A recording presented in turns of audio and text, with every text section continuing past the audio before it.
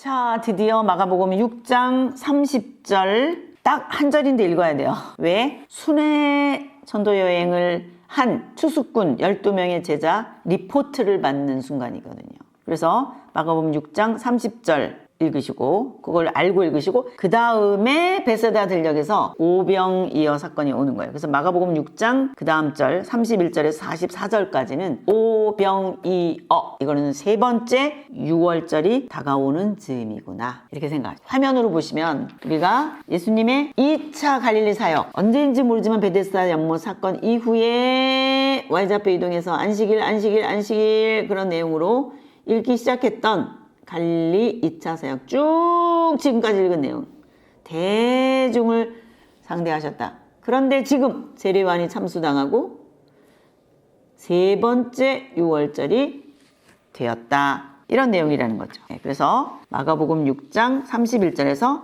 44절까지를 읽으시고 그 다음에 베세다 오병이어 사건 이후 이제 마가복음 정보에는 없지만 요한복음에 보면 오병이어 사건에 대한 설명, 그 의미가 뭔가라고 하는 것을 가버나움 회당에서 해석 설교를 하시는 내용이 있어요. 그겁니다 지금. 그래서 우리는 요한복음으로 오는 거예요. 요한복음 6장 16절에서 71절, 그리고는 마태복음 15장 1절에서 20절, 그 요한복음에 있었던 그 오병이어 해석 설교 다음에 이어지는 내용은 예루살렘에서 파견된 예수님의 행동을 계속해서 쳐다보고 있는 본부 극우파죠. 유대 정치 세력, 이런 요원들이 나타난 거예요. 얼마나 지금까지 계속해서 소위 높은 고위층의 사람들이 예수님의 결정적인 증거를 찾기 위해서 예수 조직을 관찰하고 지금 쳐다보고 있나. 근데 기껏 찾아낸 게 뭐냐, 왜 손 안 씻냐. 에이그 장로의 유전에 의해서 예수님을 계속 걸고 넘어지려고 하는, 예수님을 죽이려고 했었던 이 사람들은 계속 예수님을 쫓아다니고 있구나, 감시하고 있구나 라고 하는 내용까지를